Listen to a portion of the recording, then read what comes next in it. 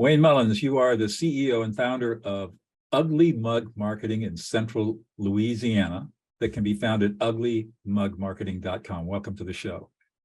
Thank you so much, Doug. I'm excited for our chat today. Yeah, so tell me about, let's start with you. Tell me about your background. How do you get to where you are today? Yeah, I guess that, my entrepreneurial journey really began when I was young. For whatever reason, I just had this bend towards, doing stuff with business, trying to figure out ways to make money from a young age. I remember for Christmas, back when I was growing up, baseball cards were a big thing. That's what everyone wanted. So got some baseball cards. And then, as you probably remember from those days, everyone had their favorite team or their favorite players. And so you would try to collect either your team or your favorite players. Well, after I'd collected mine out of the extra cards, naturally, some of my friends would find their favorite players or their favorite teams in there. And so I would then barter with my friends. I would trade them the baseball cards they wanted in exchange for aluminum or tin cans. So I would then go take those aluminum cans and you go sell them at a recycling facility and make a little bit of money off of those. So that was my very first foray into business. Wow. Probably about 9 or 10 years old. That is pure entrepreneurialism. Yeah, I don't know that my parents really liked that too much. They'd give me all the cards and then I was taking them and indirectly selling them for tin cans. But Right. Hey, that was the beginning. And, through high school, through college, I always either had a lawn care company or I was working in construction. I was just always fascinated with business. And, in college, one of the best things I actually did during college was I went and applied or put in my resume with a temp agency. And the whole thing I wanted to do with that during the summer was I wanted to get to experience different types of businesses. And so most of those I was ended up doing manual labor, but enabled me to work in a variety of industries and really just kind of get to experience what it would be like if I decided to pursue a path maybe in that particular industry. What did you learn from that experience? Well, I learned that I really did not want to work out in the heat in Louisiana long term. That was number one. And the very first job that they sent me to was unloading the back of an 18-wheeler full of tires for cars. It was the middle of the summer. It was hot. It was really hot inside the back of that truck. So that's what I learned. But I got to learn really what it was like. So my degree, I was studying management and marketing. And so, in class, you would hear a lot about theories of management and dealing with people.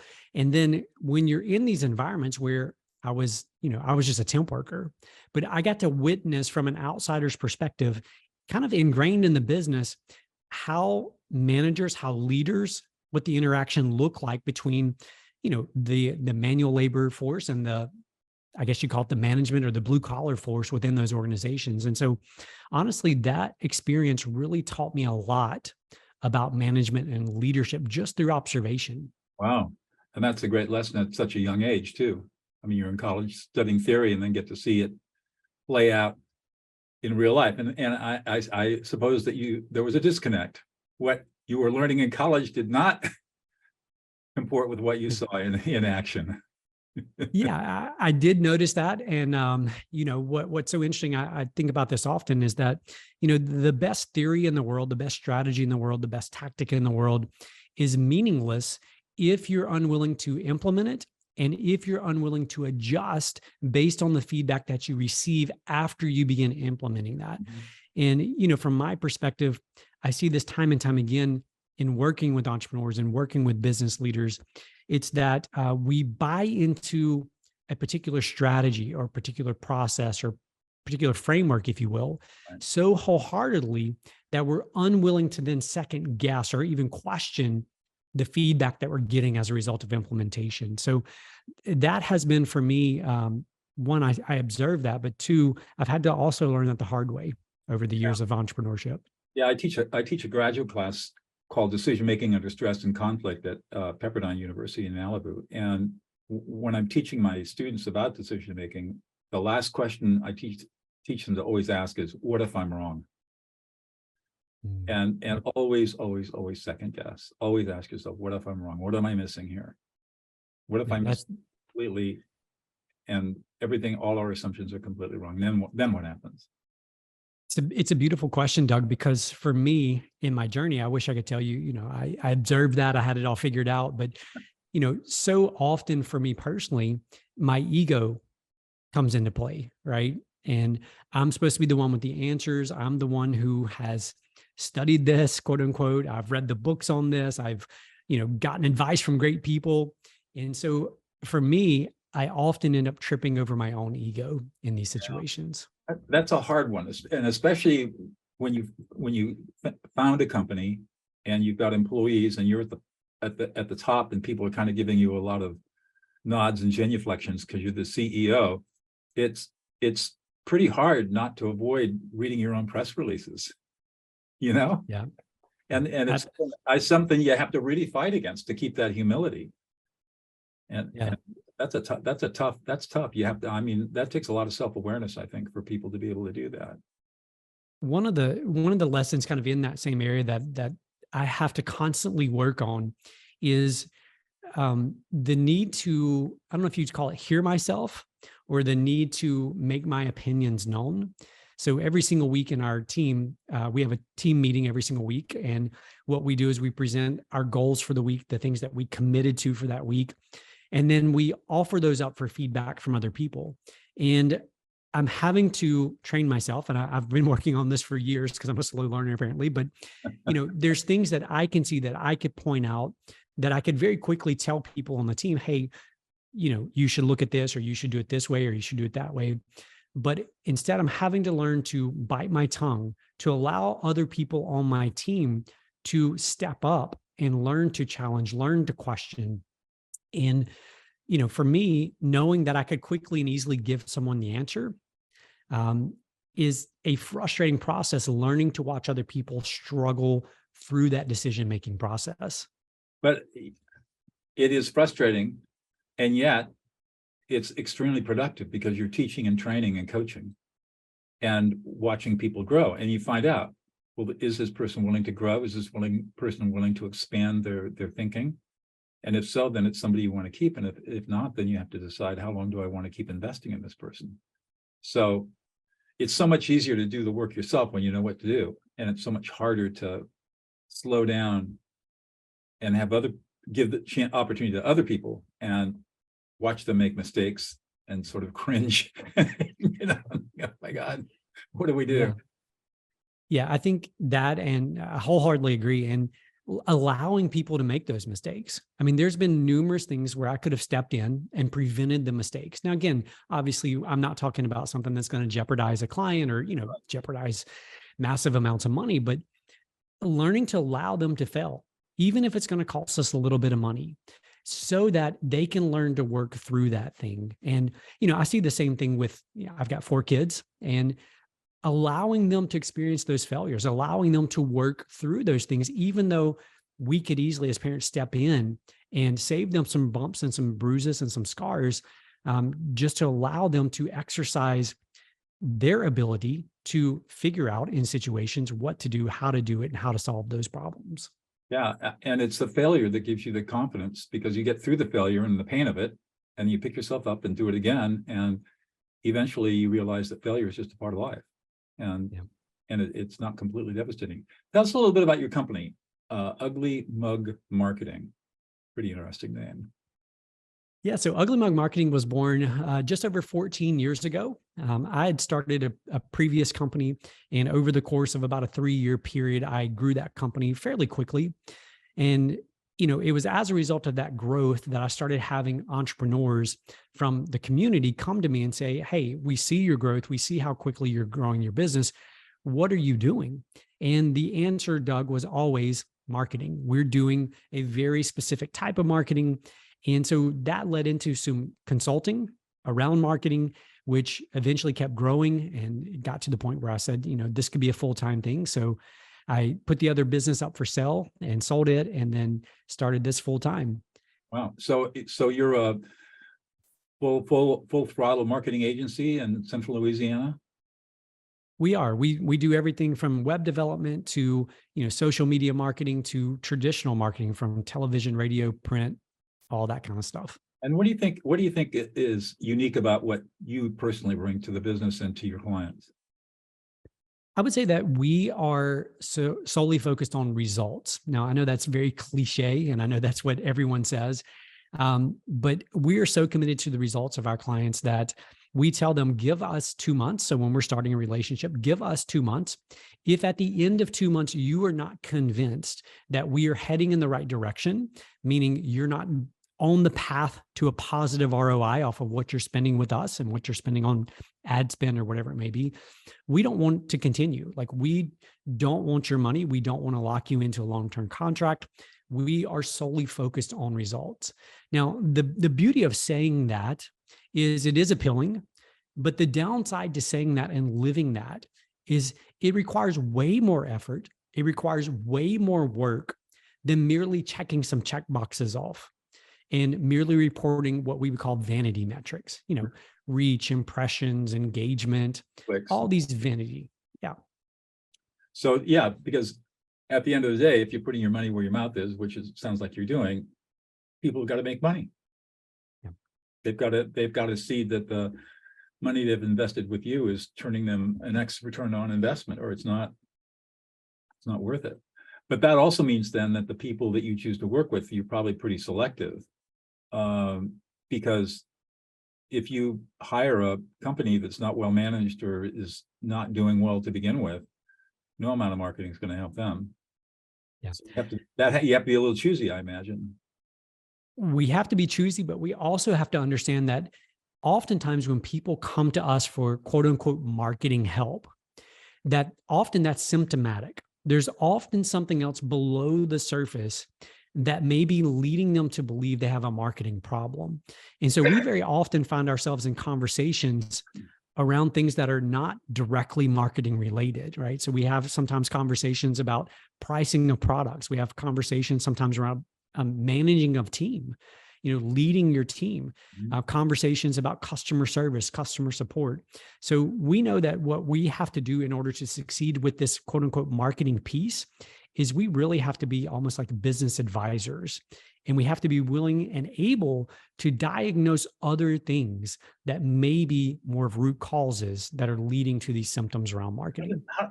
So you really are a business consultancy firm. How do your clients receive that information? They're coming to you for marketing, and then you're saying, well, really your problem is in your management style or something like that. How do clients receive that? Well, I mean, again, it goes back to what you said. We are selective and we're very transparent up front. So in other words, we're willing to tell you, look, most agencies are going to try to lock you into a 6-month or a 12-month contract. We're not going to require that. You can leave at any point. I mean, you just say, hey, I'm done, and we'll end the relationship. So because we're willing to take that risk on you, we may have to sometimes have conversations that are slightly uncomfortable. And so it's just that transparency up front. It's setting the expectations up front that, this is not a magic bullet. You're not going to come to us today and tomorrow, next month, next year, whatever, you're going to be 20x where you are today. I'm not saying we can't get phenomenal results. We're about results, but it's about ensuring that we understand where they're coming from, what their expectations are, what's realistic, because what's realistic for company A in the same industry as the company in company B may be two completely different things based on lots of other factors. Huh, interesting. So let's pivot to listening. This show is called Listening with Leaders, and I'm all about listening. How important is listening to you personally and to you in the business? I would say that listening is probably the number one underrated skill in not just business, but life in general. As someone with 4 kids, my wife and I have been married for 20 years. Listening, even inside the family dynamic, is probably the most underrated skill that I have as a husband, as a father, and as something that we hope to teach our kids how to listen well. And in business? The absolute same thing there. We often, it's the very cliche saying that we often listen to respond instead of listening to understand. And, I think the other part of listening where I've had to really hone my skills is listening to the thoughts in my head, listening to those thoughts and deciding whether or not that is a thought worth pursuing or not. And let me give you one specific example because this just came up. We have a relatively new employee. She's been with us for 3.5 months now. And she is sitting, we have kind of a big table, and I sit at one side of the table, and she just happens to come sit at the table with me. So every day we're working literally side by side. And the other day she was on her phone doing something, and I wasn't really paying attention. But when the next distraction time, as we would call it, came around, she says, I just want to let you know that I wasn't playing on my phone. I was actually posting something for a client on their Instagram page. And I said, Lily, I didn't question you. I didn't second guess you, because the thought in my head a few years ago would have been, they're probably playing on their phone. They're probably not doing what they should be doing. But I've had to learn to question those thoughts when they pop in my head. And I've had to learn to always assume the positive. I had to learn to always assume that there's a reason for trust there, not for suspicion. That's an interesting way to look at it. And how are you on that today? I'm a work in progress, Doug. I'm a work in progress. I've gotten much better. To be honest with you, I've gotten much better. We have, again, to do what we do, we have very high expectations. The expectation level here in our company is extremely high, because at the end of the day, our clients hold us through our promises to a very high level. Right. And so over the years, though, I've had to learn to attempt to default my inner dialogue to trust rather than to suspicion around my team. Interesting. Yeah, the point that you make about what's going through flitting through your head, a lot of times people have a hard time listening because they get distracted. Somebody says something to them and it creates an emotional trigger or a cascading set of thoughts or associations, and all of a sudden they're not listening anymore. They're following the rabbit down the rabbit hole. And I think people have a lot of people have a lot of difficulty with that. And learning how to not be distracted, and to your point, to learn how to trust and not make assumptions based on external behavior, but just assume that all is well, is really a powerful tool to have. Because Lily probably now feels like you trust her. And when you trust her, she's going to be loyal to you and to the company. And I think that's a big. I do agree with you. I think, though, by default, society, we've been conditioned to be suspicious, right? I mean, you look at anything in the media and it's always accusations against the other side as to why you can't trust whatever the issue is. You can't trust the other side. And so, the way I view it is that, when people come to be a part of our team, they've come with a lot of, and I'm going to use this term very loosely, but they've come with a lot of baggage in terms of the way they think business or offices operate. And it's through no fault of their own. It's through just observation of the way most organizations operate. It's through what is taught in schools sometimes. And so sometimes I have to remind myself that my job is to help educate and to help bring us to a place of high trust, which I'm a firm believer that, in the society we live in and in the relationships that we have, whether work or non-work, having a high trust relationship is a rarity today. And yet that is what we are trying to foster in our organization. I have a term that I use called listening others into existence, where you literally listen people into existence. And I found that when you use this set of skills that I teach, that the trust you're talking about follows. You can build instant trust, loyalty, and rapport with your people by listening to them. And the secret for me is not listening to the words, but listening to their emotions, paying attention to what they're feeling in the moment. And when you can do that, everything changes. It becomes really powerful. That's something you can try with your kids. If your kid's having an emotional moment, say, hey, you're really happy right now. Or if they're sad, say, oh, you're really sad right now. And just watch what happens. It's really, really quite powerful. So what's the future hold for you? You look like you're old enough to be mid-career. What's next? What's the next exciting thing is going to be going on in your life?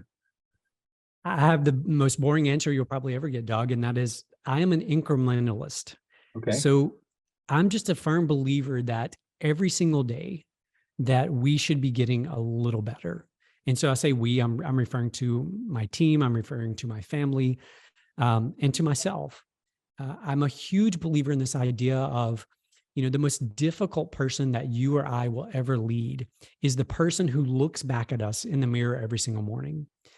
And so for me, it's this journey of learning to lead myself well.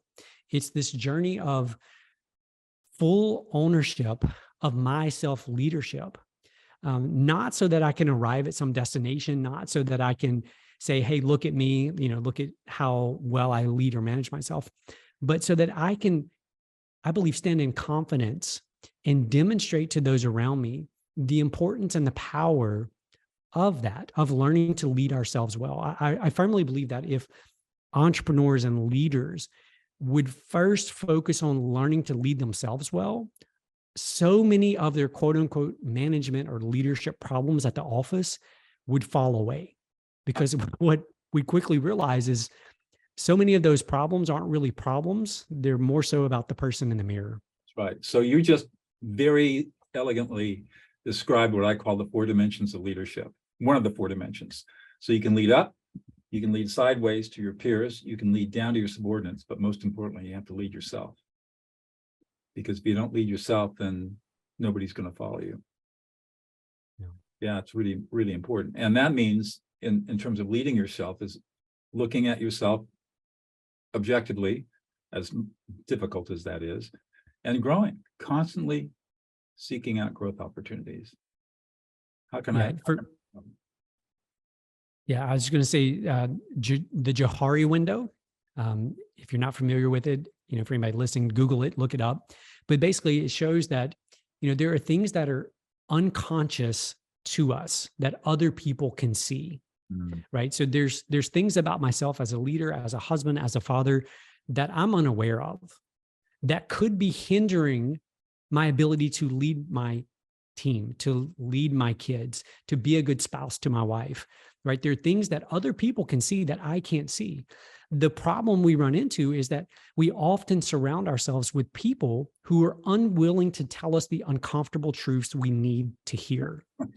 Right. And for me, I have always believed in hiring a coach. So depending on what I'm working on in that particular season, I want a coach who's going to tell me the brutal truth, right? I want a coach who's going to point out the things to me that are tripping me up that I don't even realize are tripping me up. Yeah. And I believe that is such an important thing that I think it was Carl Jung, maybe saying it wrong.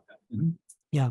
Who said, until we make the unconscious conscious, we will continue failing and call it fate. I probably butchered that slightly, but basically until we make that unconscious conscious, we're going to believe it's just our destiny to continue down that same path, making those same mistakes, or capped in our leadership abilities or whatever it may be. So that's why I think it's so important to have a coach, a consultant, someone who can help you see what you can't see. Absolutely.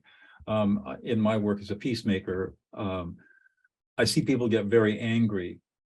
And once they get angry, they lose the ability to think.